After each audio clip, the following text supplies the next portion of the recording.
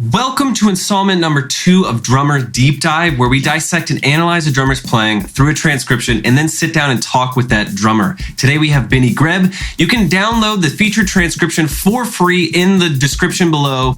If you like this series, remember to like the video, hit subscribe to the channel, and comment down below who you want to see next in this series.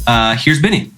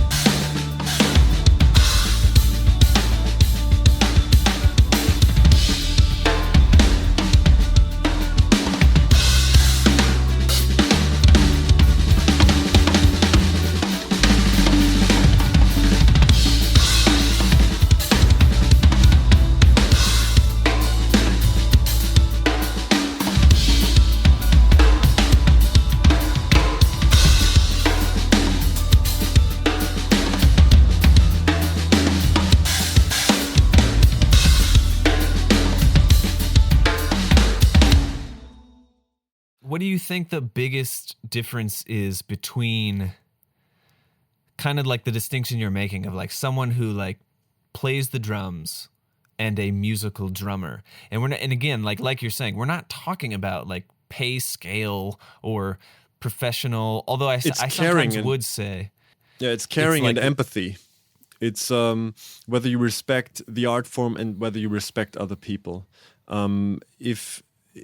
For example, if you are only a drummer, you will gain vocabulary, and you wanna express that vocabulary, which is an artistic principle. But for example, let's say someone wants to be smart and seen as being smart, so he will maybe print out, or not print out, but get a couple of quotes and maybe from Socrates and or like someone that he thinks is smart, and like just a couple of quotes that will really make him sound like he's a badass, and he then goes to this.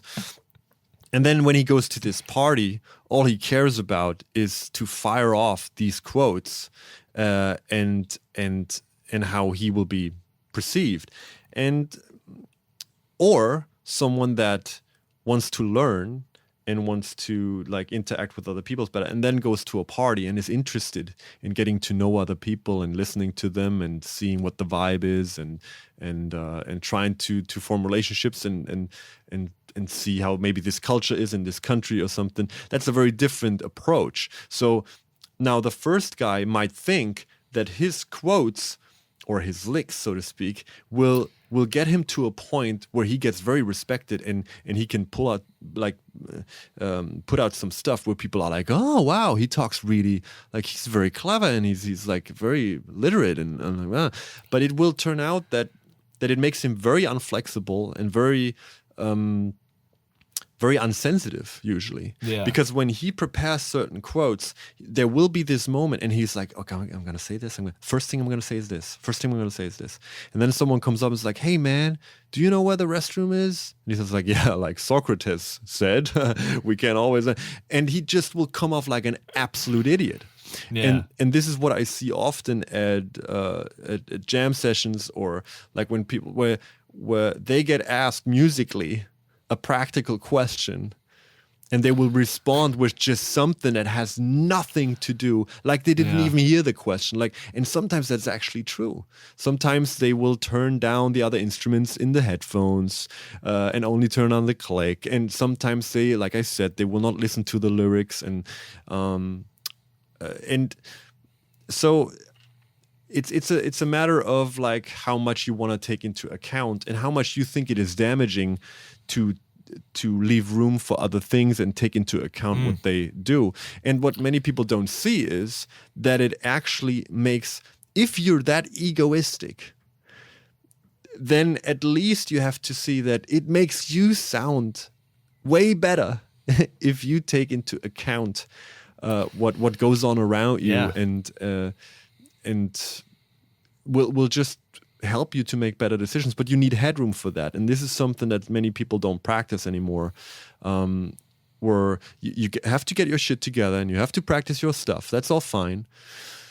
But to be able to play music, you gotta be able to execute that stuff and have it ready. But at the same time, in real time, it being informed by what comes at you. It's like you can, if you want to take another analogy for it, it's like you go around and you walk and you want to go in a straight path to the train station. And you have this plan and you do that. The only way to not be a rude, weird guy is if you see an old woman going in the way, that you will adjust your course. And according to this information that you get and your moral compass that you have, you will change your technique. You will take a step to the side because you can do that. You can execute that. Your technique that your body does can execute the information, like can compute the information that you're getting. Oh, I don't want to run over this old lady, and I don't want to run over this old lady because I don't think that's a good thing to do. And then my technique can do that. And these are the three things that we have to do as a good musician, to be like, you know what, I get information in that shows me in which situation I am. Then I have a musicality and a personality that lets me judge this situation and makes decisions about it, consciously or unconsciously. And then my technique, my body will execute whatever is suitable now. We think it's all about the execution. It's like you would say, having a conversation is all about talking. We couldn't have a conversation if we wouldn't listen to each other and if we wouldn't adjust like our things that we say according to what each of us says. And it's I find it fascinating that this is like almost a forgotten art, to be aware of that even, and then to practice that and to teach that. I feel like that's best, maybe not best illustrated, but it is illustrated quite a bit when, a drummer was raised on like rock and roll music and then is like, I want to push my coordination. Jazz is a good way to do that. So sits down with several jazz books, does the thing, gets the triplets and the hi-hat on, and then goes to its first jazz gig and is just like playing these jazz exercises over top of a melody, when it's like, why is this happening? And it's just kind of like, well, this is jazz. This is what, and it's like, well, it's not. Right now, jazz literally only needs to be like quarter notes on the ride cymbal, slightly accenting 2 and 4. I think the problem there is, though, even bigger a problem of this right and wrong thinking. Instead of like, because if no one would tell that rock guy, look, this is jazz, and you gotta have this vocabulary down, man. Otherwise, they will laugh at you, man. You can't go to a jazz session without doing the thing on the left hand and the what? You play matched? Are you kidding me? Like so all that kind of stuff that is first put into his head, which is like saying to someone that goes.